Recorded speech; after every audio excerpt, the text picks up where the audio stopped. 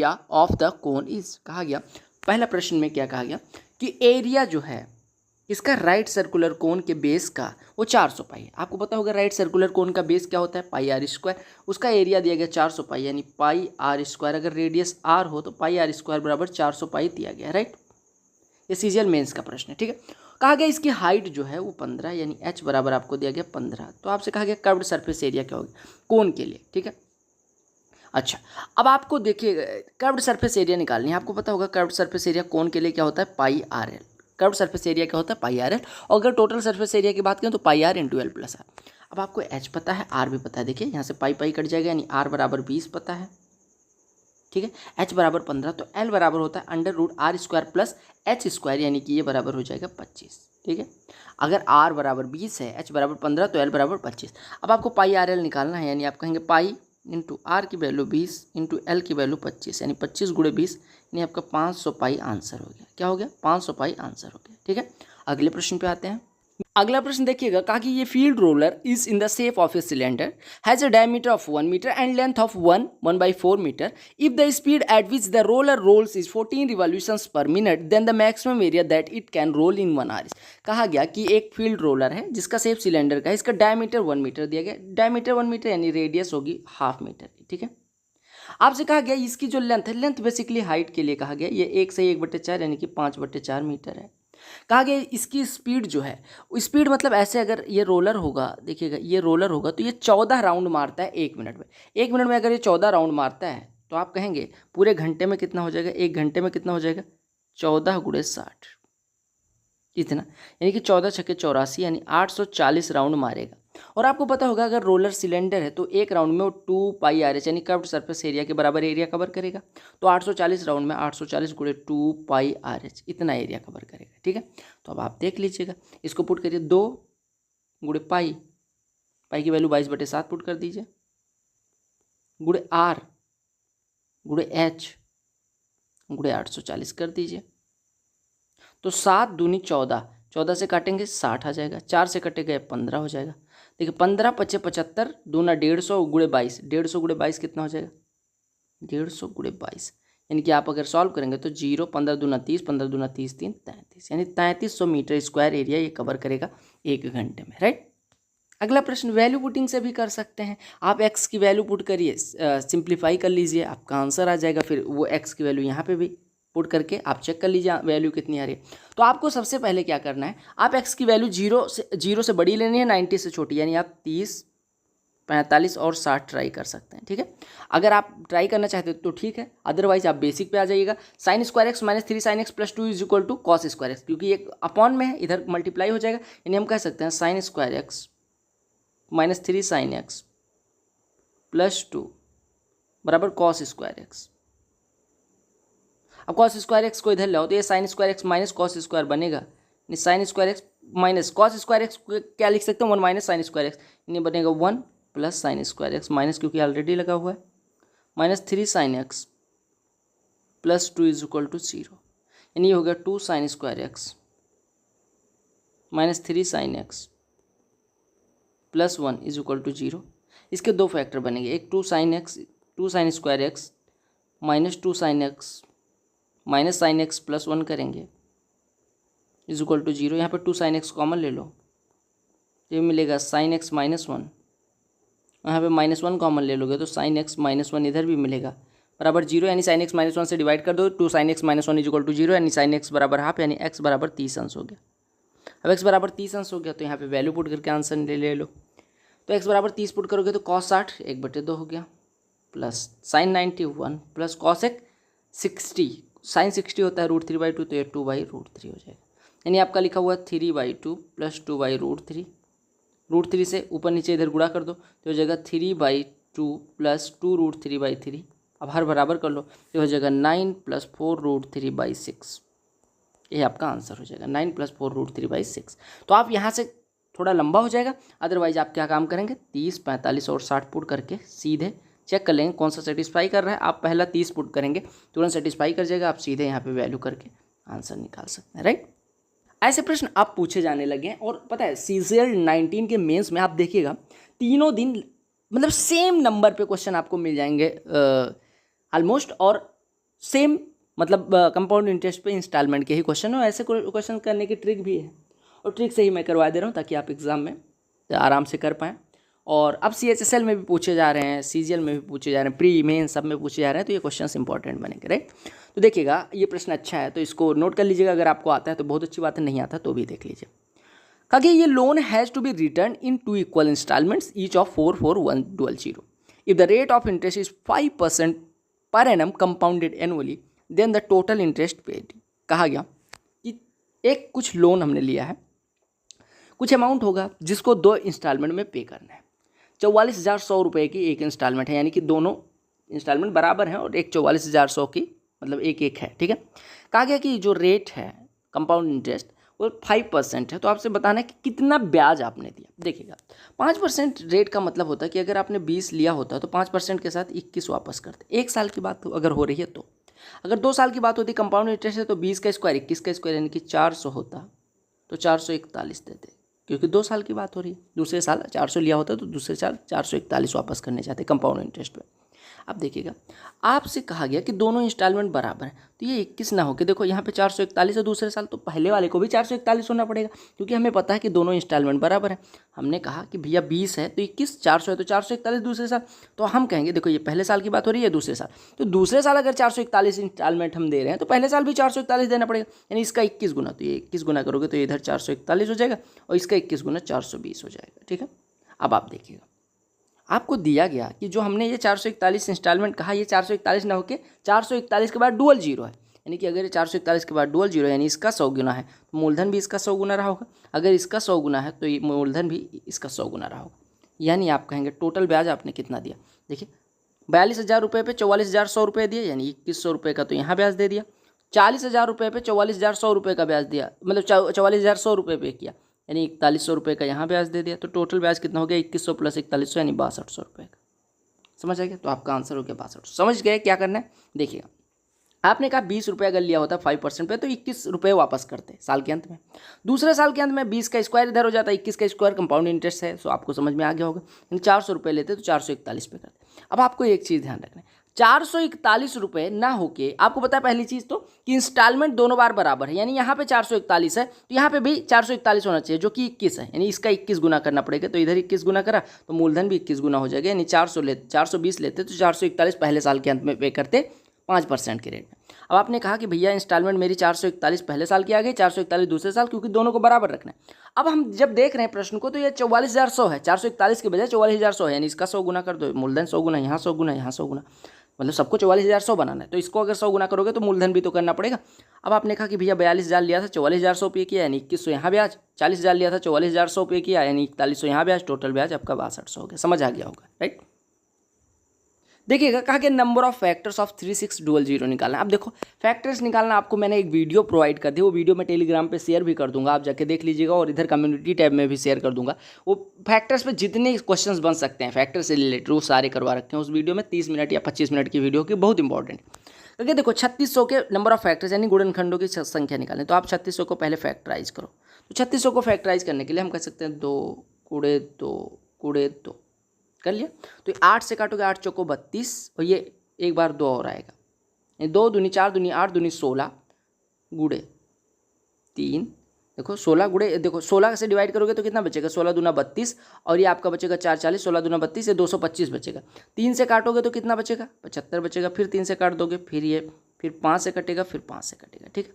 अब आप देखिए गुड़ा करके देख लीजिए, 3600 ही लिखा है, देखो 5 5 25, 25 चौको 100, 100 और गुड़े ये देखो 3 3 9 दूनी 18 दूना 36, यानी 3600 लिखा हुआ है, ठीक है। अब देखो इसको हम लिख सकते हैं, मतलब इसको आपको प्राइम नंबर्स के पावर के रूप में तोड़ना है। ये लिखा हुआ 2 to the power 4, 3 to the power 2, 5 to the power 2।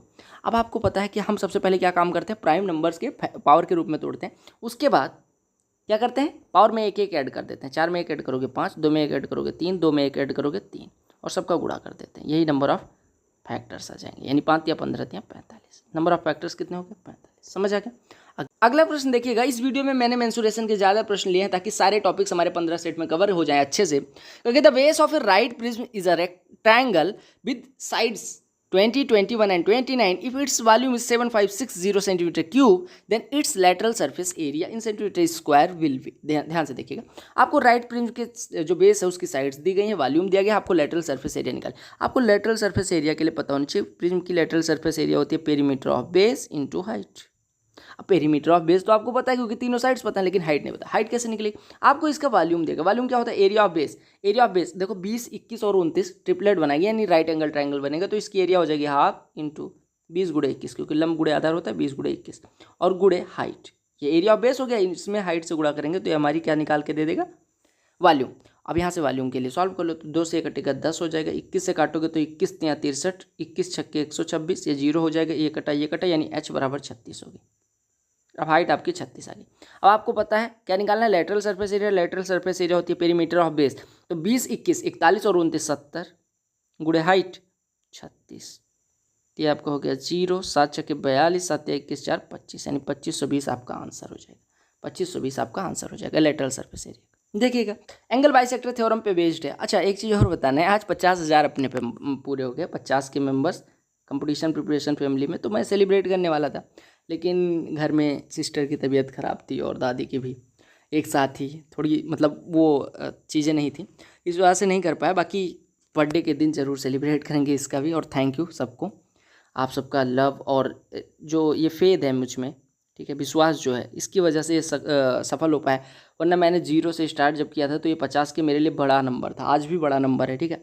और मैंने सोचा नहीं था 50 के तक पहुंचूंगा या कंटिन्यूसली मेहनत कर पाऊंगा। अगर आप लोगों का प्यार ना होता, आप लोगों का ये सपोर्ट ना होता, तो 50 के तक जितने अप्स एंड डाउन्स आए, कभी चैनल पे व्यूज़ कम आए, कभी ज़्यादा आए, आप लोगों ने कभी प्यार दिया, मुझे इंस्पायर किया मेहनत करने के लिए, ठीक है, तो वो सारी चीज़ें काफ़ी हेल्पफुल रहीं। और ऐसे मुझे लगता है कि अगर आपने इतना सपोर्ट किया है तो मैं कुछ वैल्यू ऐड करूँ आपकी लाइफ में, ठीक है, तो उसी के लिए मैं मेहनत कर रहा हूँ। आई होप आप सारे सक्सेस होंगे और अच्छे से पढ़ेंगे, ठीक है।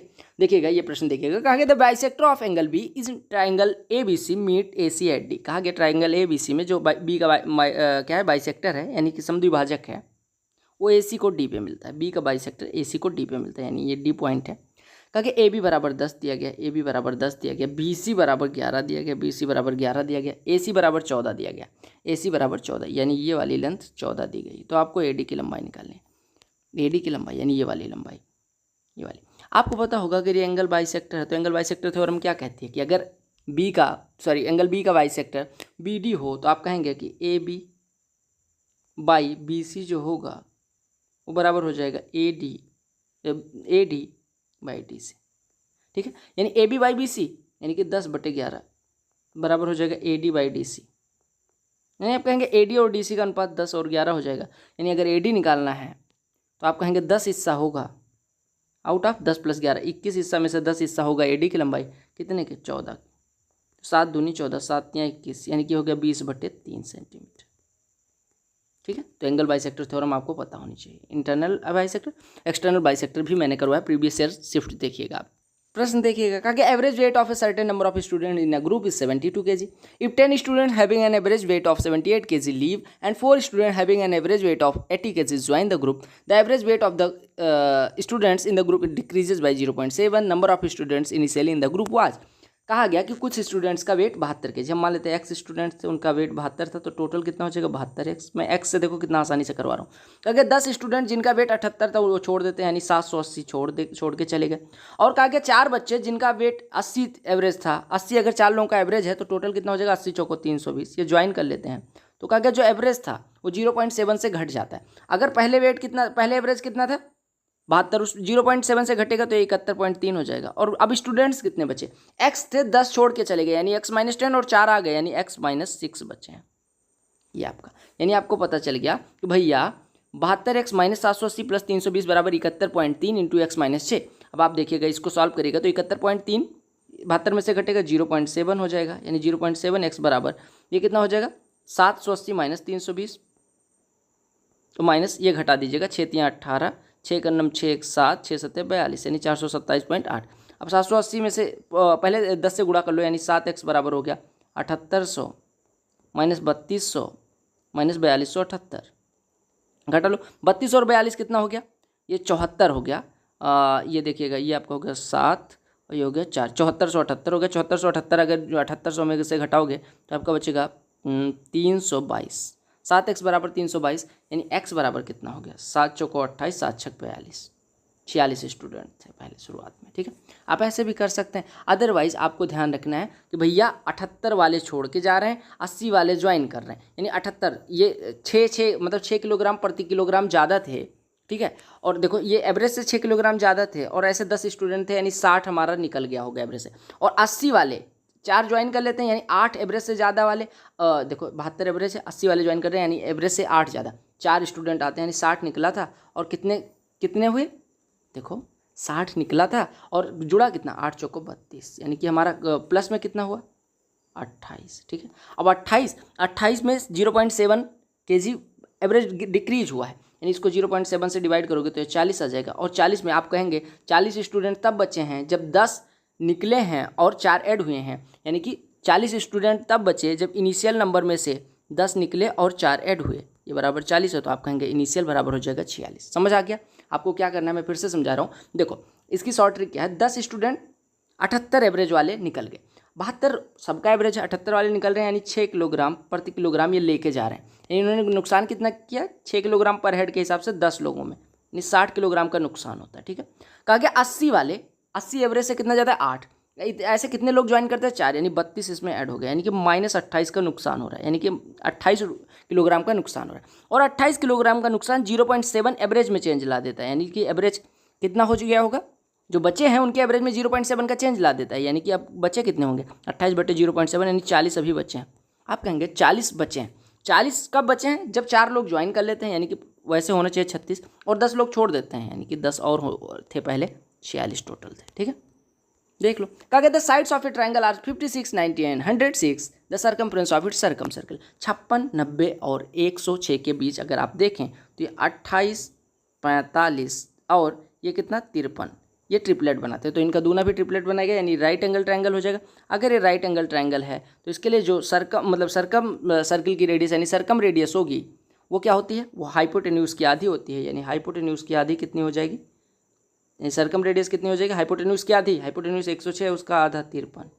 तो आप कहेंगे अगर हाइपोटेन्यूज की आधी है और इसका सर्कमफ्रेंस निकालना है तो सर्कमफ्रेंस क्या होती है, 2πr, रेडियस 53 है तो 2πr कितना हो जाएगा, 2π × 53, यानी 106 पाई, 106 पाई। समझ आ गया? अगले प्रश्न पे आते हैं। अच्छा प्रश्न है ये वाला, ज्योमेट्री का, ट्रायंगल का है। कहा गया इन ट्रायंगल ABC, मतलब ज्योमेट्री में ट्रायंगल का, in triangle ABC the perpendiculars drawn from ABC meet the opposite side at DEF respectively ADBE and CF intersect at PEPD 116, bisector of A and B meet at Q। आपको AQB की value बतानी है। ध्यान से देखिएगा, प्रश्न देखने में बहुत बड़ा है, बड़ा आसान। देखो कहा गया, मैं सबसे पहले फिगर बनाता हूँ सुंदर सा एक, ये हो गया A, ये हो गया B, ये हो गया C।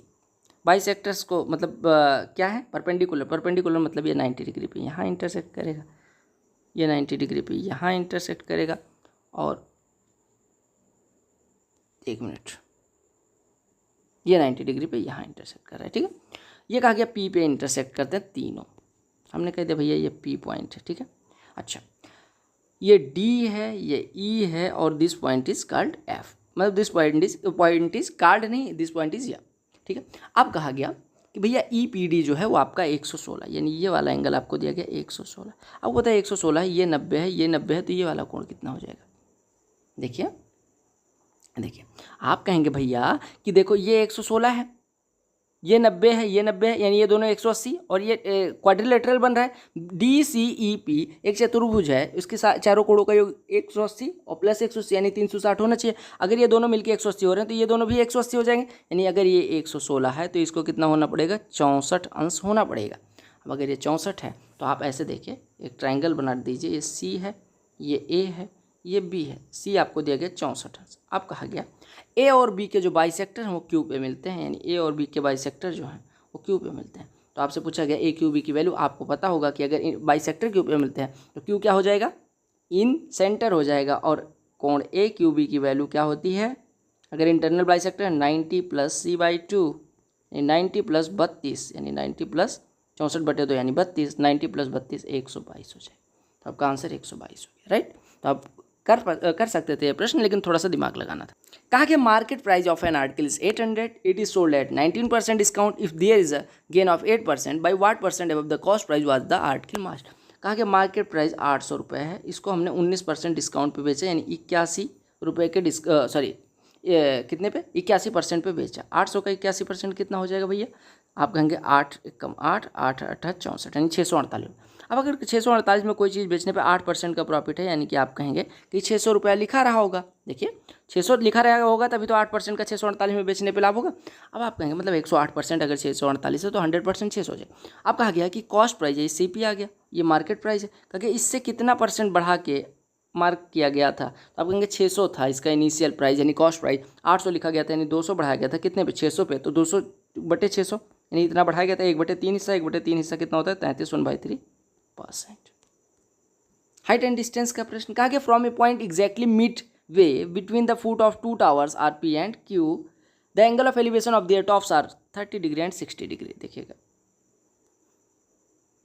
कहा गया मिड पॉइंट है जहाँ पे बड़े वाले और छोटे वाले दो ट्रायंगल हैं, मतलब फुट ऑफ टू टावर्स, अच्छा from a point exactly midway between the foot of two towers P and Q, यहाँ पे एंगल बन रहा है कितने अंश का 60 अंश का, यहाँ पे बन रहा है 30 अंश का।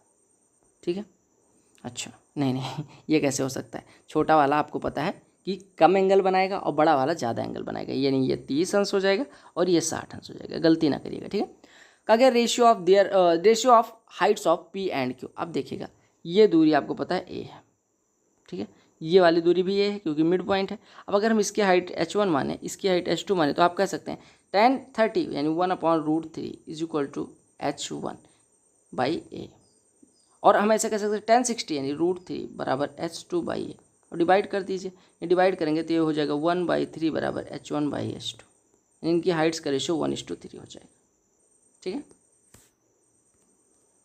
अगला प्रश्न देखिएगा, अगर in a circle AB and DC are two chords when AB and DC are produce they meet at P। पहले मीट ही करवा लो इसको, ये A है, ये B है, ये D है, ये C है, और ये मिलती कहाँ पे हैं P पे हैं। देखिए DC को बढ़ाने पे कहा गया, अब देखिए कहा गया कि PC की लंबाई दी गई, PC बराबर 5.6 है। ठीक है, ऐसे प्रश्न आपके एग्जाम में डिट्टो देखने को मिल जाएंगे। PB बराबर 6.3 है, AB बराबर 7.7 है, आपसे CD की लंबाई X की लंबाई पूछेगी। अब आपको पता होगा कि अगर ये दोनों कॉर्ड्स हैं और ये बाहर कहीं पे मिलती हैं तो हम कह सकते हैं PC इंटू PD बराबर PB इंटू PA, यानी PC 5.6 इंटू PD यानी कि 5.6 प्लस X बराबर क्या हो जाएगा PB यानी 6.3 इंटू 6.3 प्लस 7 यानी 7 6 13 14। ठीक है, अब इसको सॉल्व कर लीजिएगा, तो ये देखिए पॉइंट हट जाएगा, 7 8 56, 7 9 63 हो गया। ठीक है, ये 8 काट दीजिए, पहले 2 चौको 8 हो गया, 2 7 14 हो गया, यानी कि 4 इंटू 5.6 प्लस X बराबर 63, यानी आप कह सकते हैं 5.6 प्लस X बराबर 63/4, 63/4 कितना हो जाएगा 15.75, यानी X बराबर हो जाएगा 15.75, इसमें से घटेगा तो हो जाएगा 10.15, यानी 10.15 इसकी लंबाई होगी CD की। देखिएगा ये प्रश्न कैसे करना है, इस तरह के प्रश्न आपके एग्जाम में देखने को मिल जाते हैं सिंप्लीफिकेशन में। कहा गया कि √10 प्लस 2√6 माइनस √15 माइनस √10। अब देखिएगा अगर मैं बात करूँ 10 को हम लिख सकते हैं 3 + 2 + 5। ठीक है, 3 √3 का स्क्वायर हो जाएगा, 2 √2 का स्क्वायर हो जाएगा, 5 √5 का स्क्वायर हो जाएगा, इतना आइडिया लगा लेना। अब आप देखिएगा प्लस 2√6 यानी कि प्लस 2A भी हुआ होगा, यानी 2 इंटू √3 इंटू √2। ठीक है, माइनस 2√15, हमने देखा जब √3 और √2 हुआ तब ये निगेटिव नहीं आया, यानी कि ये वाला माइनस होगा, यानी कि हमने कहा भैया कि √3 और √2 तो पॉजिटिव होंगे और √5 माइनस होगा। क्यों? क्योंकि देखिए इसको अगर मैं तोड़ूँ तो ये लिखा हुआ है 2 इंटू √3 इंटू माइनस √5।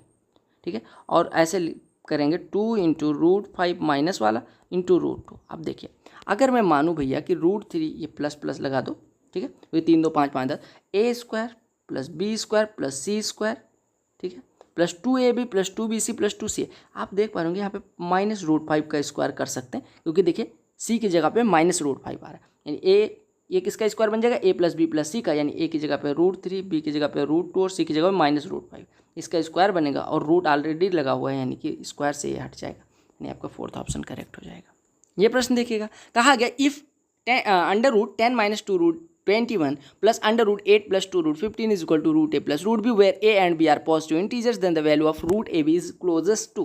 देखिएगा रूट 10 माइनस 2 रूट 21, आप देखिए रूट 7 माइनस रूट 3 का स्क्वायर करेंगे यही आ जाएगा, यानी इसकी वैल्यू हो जाएगी रूट 7 माइनस रूट 3, क्योंकि ऊपर रूट लगा तो स्क्वायर हट जाएगा। प्लस ऐसे ये अगर कहेंगे तो रूट 5 प्लस रूट 3 का स्क्वायर बनेगा, ये बराबर दिया गया root A plus root B. इतना आइडिया आपको हो जाएगा प्रैक्टिस करते करते। ये कट गया, यानी ए की जगह पे 7 रख लो, बी की जगह पे 5। अब से कहा गया रूट ए बी किसी एक की जगह पे, ए की जगह 5, बी की जगह 7 रख सकते हो, आंसर में चेंज नहीं होगा। रूट ए बी यानी 7 × 5 = 35, क्योंकि 5 से गुणा करो 7 में या 7 से गुणा करो 5, अब 35 का वर्गमूल लगभग 6 होता है, तो आपका करेक्ट आंसर हो जाएगा 5.9। सबसे क्लोज इसके 5.9 है। टिर्गो का प्रश्न देखिएगा, cosec theta minus cot theta अपन cosec theta plus cot theta का रूट, ये फाई है थीटा है पता नहीं क्या है, एक सिंबल मान लो एंगल ही है, divided by sine theta upon 1 plus cos theta, ये किसके बराबर होगा ये पूछा गया। देखिए cosec theta minus cot theta, ये 1 upon sine theta minus cos theta upon sine theta, तो साइन थीटा बेसिकली सब में कट जाएगा, तो ये आपका ऊपर बचेगा 1 माइनस कॉस थीटा, नीचे बचेगा 1 प्लस कॉस थीटा, और ये डिवाइडेड बाई इससे है तो गुणा कर लो 1 plus cos theta divided by sine theta से। अब अगर 1 प्लस कॉस थीटा से मैं रूट वाले में गुणा कर दूं तो ये बनेगा 1 minus cos square theta, 1 minus cos square theta, तो यानी साइन स्क्वायर थीटा उसका वर्गमूल साइन थीटा हो जाएगा, और नीचे 1 प्लस कॉस थीटा का स्क्वायर बनेगा जिसका जो बाहर आएगा 1 प्लस कॉस थीटा के रूप में, और ये गुणा हो रहा है 1 plus cos theta upon sine theta से, दोनों कट जाएगा अंश से हर से अंश, आंसर 1। अच्छा ऐसे प्रश्न वैल्यू पुटिंग से भी कर सकते हो, तो आप ट्राई कर लीजिएगा। अगला प्रश्न देखिए, ये भी बहुत आसान है। अगर 3 times of cot square theta minus cos square theta is equal to cos square theta, theta lies between 0 degree and 90 degree, then the value of tan square theta plus cosec square theta plus sine square theta. ध्यान से देखिएगा, अगर मैं cos square theta से सब में divide कर दूँ तो आपको मिलेगा 3 टाइम्स ऑफ ये cos square theta upon sign square theta, यानी 1 अपॉन साइन स्क्वायर थीटा बचेगा, यानी कॉसेक स्क्वायर थीटा माइनस यहाँ पे 1 बराबर 1 हो जाएगा। ठीक है, यानी आप कह सकते हैं कि 3 कॉसेक स्क्वायर थीटा माइनस 3 बराबर 1, यानी ये बराबर 4 हो जाएगा। ये कॉसेक स्क्वायर थीटा 4/3 हो जाएगा, यानी कॉसेक थीटा बराबर 2/√3, और कॉसेक थीटा 2/√3 है, तो थीटा बराबर अपने आप 60 डिग्री हो जाएगा। अब थीटा 60, तो इसमें वैल्यू पुट कर लेना, आंसर आ जाएगा। या वैल्यू पुटिंग से आप सीधे ट्राई कर सकते थे। अब थीटा बराबर 60 आया तो tan स्क्वायर 60 यानी 3 प्लस कॉसेक स्क्वायर 60 यानी कि 4/3 प्लस साइन स्क्वायर 60 3/4, हर बराबर कर लोगे तो 12 हो जाएगा, 12 का सब में गुणा होगा ये 36 हो जाएगा। यहाँ पे किससे गुणा होगा 4 से 16 हो जाएगा, यहाँ पे 3 से गुणा होगा 3 × 3 = 9 हो जाएगा, और बटे 12 आ जाएगा। 36 16 52 9 61/12 आपका आंसर हो जाएगा। राइट, कहा गया ये hemispherical bowl of internal diameter 36 centimetre. अब इंटरनल डायमीटर अगर 36 सेंटीमीटर तो रेडियस कितनी हो जाएगी 18 सेंटीमीटर, यानी कि जो अर्धगोलीय बर्तन है उसका व्यास कितना है 18 सेंटीमीटर। कहा कि ये लिक्विड से भरा हुआ है, अगर इस लिक्विड को 3 सिलेंड्रिकल बॉटल्स में भरना है, सबकी रेडियस 3 हाइट 12 है, तो हाउ मेनी सच, अच्छा 3 नहीं मतलब कई सारे सिलेंड्रिकल बॉटल्स में भरना है, तो कहा कि कितने बॉटल्स लगेंगे अगर रेडियस उसकी और हाइट दी गई हो। आपको पता होगा जो हेमिस्फेरिकल बाउल का वॉल्यूम होगा वो कितना हो जाएगा 2/3 πr3, यानी 2/3 पाई 22/7 गुणे r3, पाई ही लिखे रहो कोई ज़रूरत नहीं, पाई इंटू r3, यानी कि 18 × 18 × 18। ठीक है, हम मान लेते हैं n ऐसे बॉटल भरे जा सकते हैं, तो n बॉटल्स का वॉल्यूम भी इसी के बराबर होगा, क्योंकि वही लिक्विड तो उड़ेलना है, यानी n इंटू अगर जो हमारा बॉटल है यानी कि जिसमें वेसल्स में हम भर रहे हैं उसका अगर सेफ सिलेंडर है तो उसका वॉल्यूम क्या होता है πr²h, यानी पाई इंटू r कितना दिया गया 3 3 का स्क्वायर 9 इंटू h यानी कि 12। अब आपको पाई कटता नजर आएगा, यानी 9 से काटेंगे 9 दूनी 18 हो जाएगा। ठीक है, 2 दूनी 4 3 12 हो जाएगा, 3 से 18 कटेगा 6 हो जाएगा, 3 से कटेगा 2 हो जाएगा, यानी n बराबर 2 × 18 यानी कि 36 हो जाएगा। राइट, तो कैलकुलेशन आप कई बार कंफ्यूज हो जाते होंगे, मैं करता हूँ, लेकिन आप अपने हिसाब से कर लीजिएगा। ठीक है, तो आपको ये पता होना चाहिए अगर एक वॉल्यूम ये है, मतलब देखो ऐसे देखो, ये हेमी स्फेरिकल बाउल था, पता नहीं हेमी स्फेरिकल बने या ना बने, ये बाउल था, मान लो इसमें कुछ भरा हुआ था, और इसको सिलेंडर के रूप में छोटी छोटी कुप्पियाँ हैं, कुप्पियाँ क्या बोलते हैं इसको यार, छोटा छोटा जो होता है, ठीक है, इसमें भरना है, तो आपसे यही पूछा गया था कितनी ऐसी कुप्पियाँ होंगी, तो आप कहेंगे ये वाला पदार्थ अगर इसमें उड़ेलना है सब में, तो आप कहेंगे कि इन सब में जो वॉल्यूम होगा इन सब का वो इसके वॉल्यूम के बराबर होगा, यानी V1 बराबर V2 होगा कुल मिला के। 11 अंकों की संख्या है, 5 से 6 7 8 4 3 2 6 7 और XY बीच में है। कहे 72 से डिविजिबल है, वैल्यू ऑफ √5x + 8। मैंने आपको क्या बताया कि अगर 72 से डिविजिबल हो तो हम क्या करेंगे 8 से डिविजिबिलिटी करेंगे, 9 से डिविजिबिलिटी करेंगे। हम सबसे पहले कौन सी डिविजिबिलिटी चेक करेंगे 8 वाली। 8 क्यों क्योंकि लास्ट 3 डिजिट चेक करना होता है। लास्ट 3 डिजिट चेक करने के लिए यानी आपको 6 7 y को अगर 8 से डिविजिबल कर देते हैं तो ये संख्या पूरी संख्या 8 से डिविजिबल हो जाएगी। 8 से डिवाइड करेंगे तो 8 8 64 आ जाएगा। 3 यहाँ पे y आ जाएगा, 3y यानी 8 चौको 32, यानी y की जगह पे अगर 2 हो तो ये पूरी संख्या 8 से डिविजिबल हो जाएगी, क्योंकि 672 8 से डिविजिबल होता है। यानी अब हमारी संख्या बन गई 5 6 7 8 x 4 3 2, हाँ ठीक है, 6 7 2।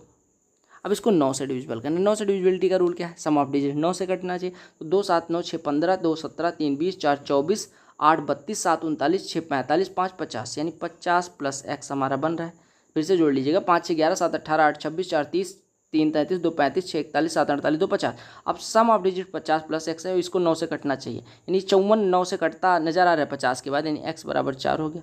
x बराबर 4 है, y बराबर 2 है, आपको निकालना है under root 5x plus 8y, 5x यानी कि 20 प्लस 8y, 8 दूनी 16, 20 16 36 का वर्गमूल 6 आपका आंसर। इस प्रश्न में थोड़ी गलती है, लेकिन ये चूंकि पार्टनरशिप का प्रश्न है इस वजह से मैंने ले लिया है। कहा गया A B C invested their capitals in the ratio of 2:3:5। कहा गया ए बी सी 3 व्यक्ति हैं, और आपके एग्जाम में 1 2 गलत प्रश्न आएंगे ही आएंगे, ठीक है, क्योंकि एसएससी से सही पेपर तो बनता नहीं है। तो ये कहा गया कि इनकी इन्वेस्टमेंट है, यानी कैपिटल का जो रेशियो दिया गया वो 2:3:5 दिया गया। कहा गया कि ए बी सी के जो मंथ हैं यानी टाइम, कितने टाइम के लिए इन्वेस्ट करा, वो 4:2:3 के टाइम के अनुपात में इन्वेस्ट करा। कहा गया अगर सी 1,47,000 रुपये ज़्यादा पाता है ए से तो बी का प्रॉफिट बताना। अब देखिएगा, आपको पता होगा कि जो इनका प्रॉफिट में रेशियो होगा वो इन्वेस्टमेंट इंटू टाइम, यानी 2 चौको 8, 3 दूनी 6, 5 या 15 के बराबर होगा, ठीक है, इसी अनुपात में होगा इनके प्रॉफिट का रेशियो। तो प्रॉफिट का रेशियो होता है इन्वेस्टमेंट इंटू टाइम, यानी कैपिटल इंटू टाइम, यानी पूंजी इंटू समय के रेशियो के मल्टीप्लाई के बराबर, ठीक है। अब आपसे कहा गया सी का जो हिस्सा है यानी 15, ए के हिस्से से यानी 8 से कितना ज़्यादा है, 1,47,000। हम पहले अनुपात निकालते हैं, यानी सी अगर 15 पाता है, ए 8 पाता है, तो अंतर हो गया 7 7 बराबर 1,47,000, यानी 1 बराबर हो जाएगा 7 दूनी 14, 21,000 रुपये। 1 बराबर 21,000, बी का शेयर पूछा गया, यानी 21 छक्के